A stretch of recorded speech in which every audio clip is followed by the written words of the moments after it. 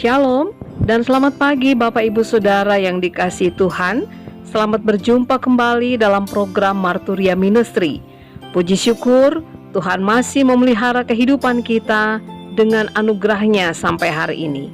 Bagi Bapak Ibu Saudara yang Tuhan perkenankan dalam pertambahan usia kelahiran dan perkawinan, khususnya bagi jemaat GPB Marturia di Lampung, anak Rafael Miracle Rorado, Saudara Frinawati Tiurmi Tumanggor, anak Griselda Natania Leonora, dan untuk ulang tahun perkawinan bagi keluarga Bapak Dat Resiworo Jekti Sembodo dan Ibu Ratna Dwi Anggreni, kami mengucapkan selamat ulang tahun. Tuhan Yesus kiranya memberkati dan menyempurnakan sukacita Bapak Ibu Saudara sekalian. Kita akan kembali membaca dan merenungkan firman Tuhan. Namun sebelumnya, mari kita berdoa.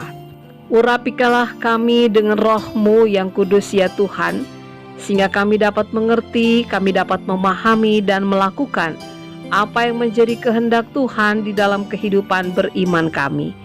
Di dalam nama Tuhan kami Yesus Kristus kami berdoa. Amin. Pembacaan Alkitab kita pada pagi hari ini terambil dari kitab Injil Matius, pasalnya yang ke-9, ayatnya yang ke-14 hingga ayatnya yang ke-17 yang menyatakan, "Kemudian datanglah murid-murid Yohanes kepada Yesus dan berkata, 'Mengapa kami dan orang Farisi berpuasa tetapi murid-murid-mu tidak?' Jawab Yesus kepada mereka, 'Dapatkah sahabat-sahabat mempelai laki-laki berduka cita selama mempelai itu bersama mereka?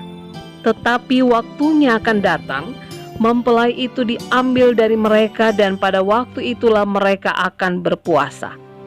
Tidak seorang pun menambalkan secarik kain yang belum susut pada baju yang tua. Karena jika demikian, kain penambal itu akan mencabik baju itu, lalu makin besarlah koyaknya. Begitu pula anggur yang baru tidak diisikan ke dalam kantong kulit yang tua. Karena jika demikian, kantong itu akan koyak, sehingga anggur itu terbuang dan kantong itu pun hancur. Tetapi anggur yang baru disimpan orang dalam kantong yang baru pula, dan dengan demikian terpeliharalah kedua-duanya." Demikianlah pembacaan Alkitab. Yesus dengan perumpamaan.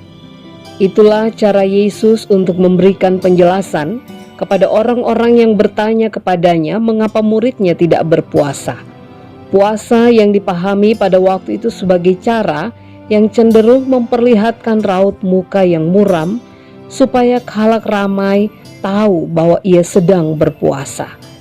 Yesus mengatakan bahwa ketika ia masih bersama para muridnya, maka puasa tersebut tidak dilakukan oleh sang murid. Yesus menggambarkan keberadaannya sebagai mempelai yang ada dalam sebuah suasana sukacita. Ya, Yesus mengajarkan bahwa cara berpikir baru harus dimiliki oleh orang-orang Farisi dan murid-murid Yesus pada waktu itu. Karena jika tidak, maka pemaknaan mereka tentang kebenaran akan menjadi sebuah sia-sia. Puasa itu penting. Namun jika pemaknaannya hanya sebagai pencitraan, maka makna puasa akan kehilangan esensinya.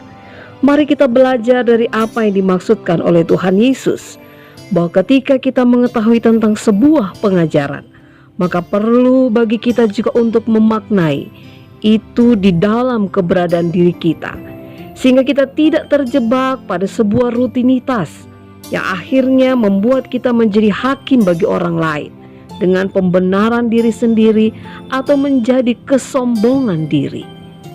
Ketika kita tahu bahwa puasa, berdoa, membaca Alkitab adalah hal-hal yang penting, maka seharusnya hal ini juga akan membuat kita memiliki sukacita dan orang lain juga turut merasakannya.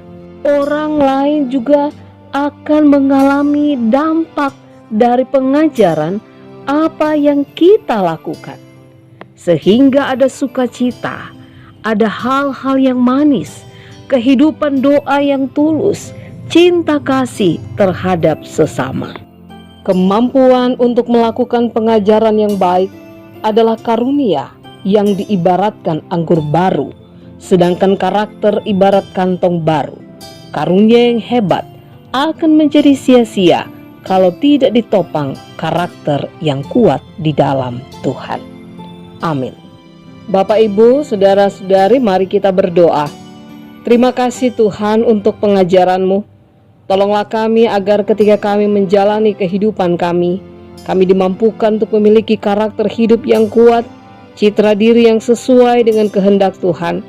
Sehingga ketika kami hidup dalam pengajaran yang Tuhan ajarkan, kami yang dipercayakan berbagai karunia, pada akhirnya membuat hidup kami memiliki sukacita, dan orang lain pun merasakannya, sehingga nama Tuhan dimuliakan, karena buah manis yang dapat dirasakan melalui kehidupan kami yang diberkati oleh Tuhan Yesus. Amin. Selamat beraktivitas Bapak, Ibu, saudara-saudari. Ingatlah untuk selalu melakukan tugas tanggung jawab yang Tuhan percayakan dengan sukacita, dan teruslah menjaga kesehatan. Tuhan Yesus memberkati.